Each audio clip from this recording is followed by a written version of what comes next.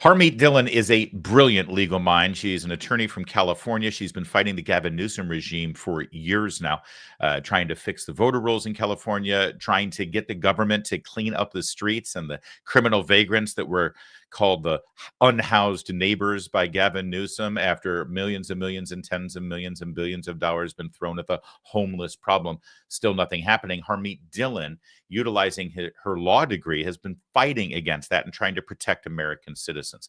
Well, now she's been nominated as the Assistant Attorney General in charge of the Civil Rights Division. She is brilliant. Her confirmation hearing was yesterday. She was questioned by Senator Mazie Hirono of Hawaii.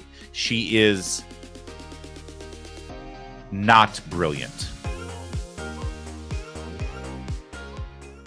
Let's be kind and just leave it at that. And the toe-to-toe showdown between Harmeet Dhillon and Mazie Hirono is really one for the ages. Let's watch. Have you got popcorn? You can pause this for a second, pop popcorn, and then come back, because popcorn makes this even better. Let's watch. For Ms. Dhillon, relating to Section 2 of the Voting Rights Act, I think that your position is that Section 2 of the Voting Rights Act requires actual discrimination and basically discriminatory intent before it will be deemed unconstitutional under Section 2. Is that correct? Is that your view of Section 2, Voting Rights Act? I would say, to generalize, yes, it is. So that means that unless there's discriminatory intent, unless say state legislature says, yes, we are about to enact legislation that will discriminate against a group, you do not think that Section 2 applies? I disagree with your characterization, Senator. There are many ways to prove intent other than a blanket statement from a state legislature. And Ms. Rice, let me mention that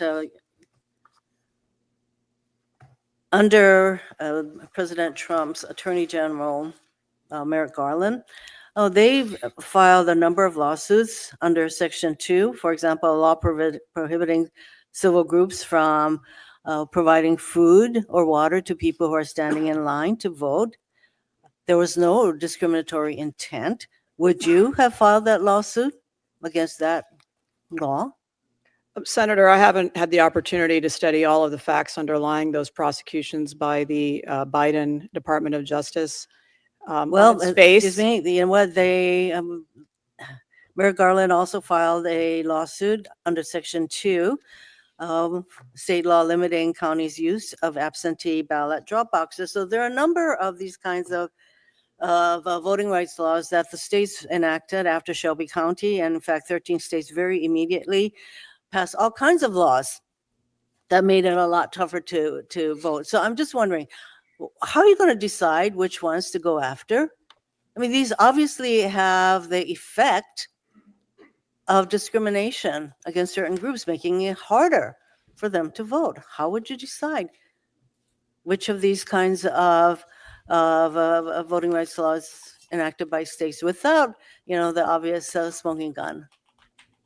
Well, Senator, I have to disagree with the premise of your question that all of these measures that Georgia and other states took to improve confidence of all citizens in voting, in fact, had any form of discriminatory impact. Excuse me, I only have a minute. I mean, obviously, there is disagreement. That is the crux, isn't it, as to whether or not these laws actually have an anti-discriminatory effect. And you obviously do not think so. Wow. I mean... where do you begin? Who among us didn't want Harmeet Dhillon to take a long pause and a deep breath and look at Senator Hirono and say, Senator, what you've just said is one of the most insanely idiotic things I have ever heard. At no point in your rambling, incoherent response were you even close to anything that could be considered a rational thought. Everyone in this room is now dumber for having listened to it. I award you no points, and may God have mercy on your soul, right? She should have gone full Billy Madison on her. It doesn't help that everything that Mazie Hirono says has been written down by one of her staffers, and they just hand it to her to read, right? It's called a cold read. You caught at the beginning there where she was trying to make a point about Merrick Garland's Justice Department going after a law in Georgia because a political operative wasn't allowed to hand out food or drink to people while standing in line. Remember, they made a big deal out of that. Oh, this is Jim Crow on steroids. You can't hand out water to people while no political operatives can't hand out water. You can hand out water to anyone you want, but not if you're a political operative working for a political organization, because that's politicking online. So she tries to make a big deal out of that, and she mistakenly says that Donald Trump's attorney general, Merrick Garland, because that's the problem. She doesn't think for herself. She reads whatever's handed to her. She's like the Ron Burgundy of senators. It's like she's doing a cold read. We call that a cold read in the business. It's like they hand me the paper for Birch Gold, and I just got to read it cold. She's awful. She's horrific. And Harmeet Dhillon, God bless her, the patience of Job, sitting there and not jumping down her throat and going full Billy Madison.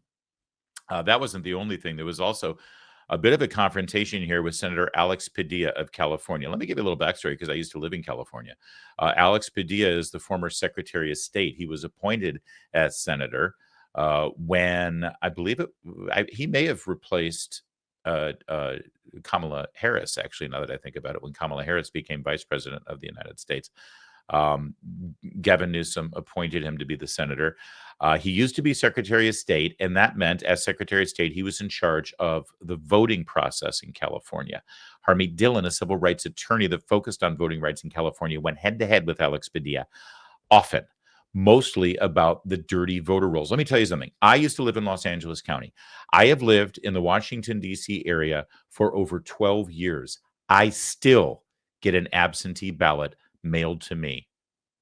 I've deregistered. I should not be a registered voter in the county of Los Angeles, and I still get an absentee ballot every day.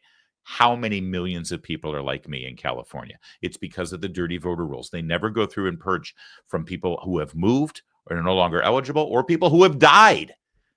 They still keep getting live ballots that can be filled out by God knows who, and then hand-delivered or picked up by the ballot harvesters in California. This is what Harmeet Dhillon has been fighting against.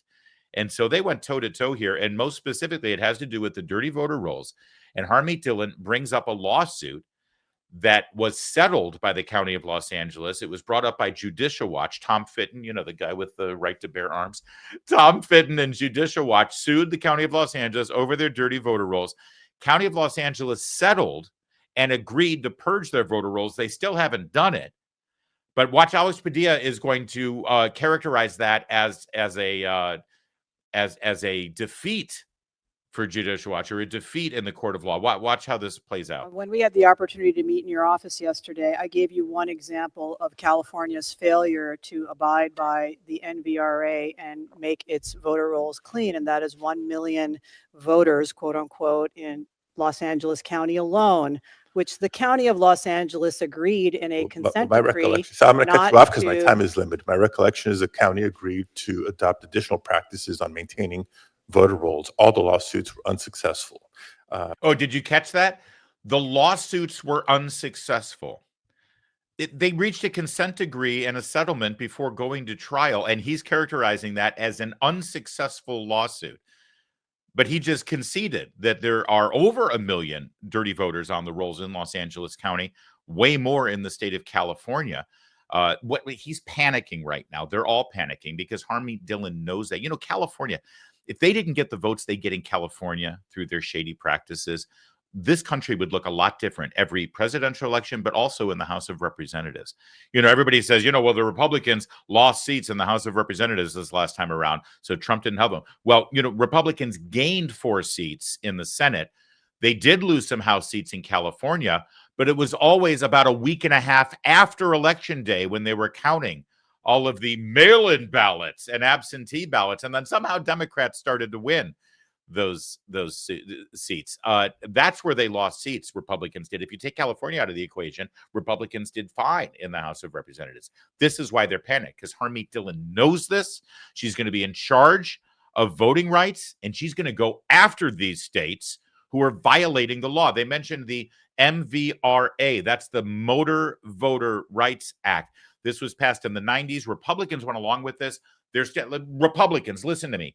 Every time a Democrat walks up to you and say, hey, I've got this new bill that's going to make it easier for people to vote, Just say no. Because every time Democrats come up with an idea that's going to make it easier to vote, it's rife with fraud. It has fraud built into it. And that's what happened. Everyone's, oh, when you go to register your car or get your driver's license, you can register to vote. It's the motor voter bill. Let's go. And Republicans are like, hey, that sounds great. And look where we are now. State of California, they register everybody, whether they're legal citizens or not. The voter rolls are completely poisoned. And this guy was part of it as Secretary of State. She knows it. She knows where the bodies are buried. And I mean, literally bodies are buried because they're dead people who are voting right now in California.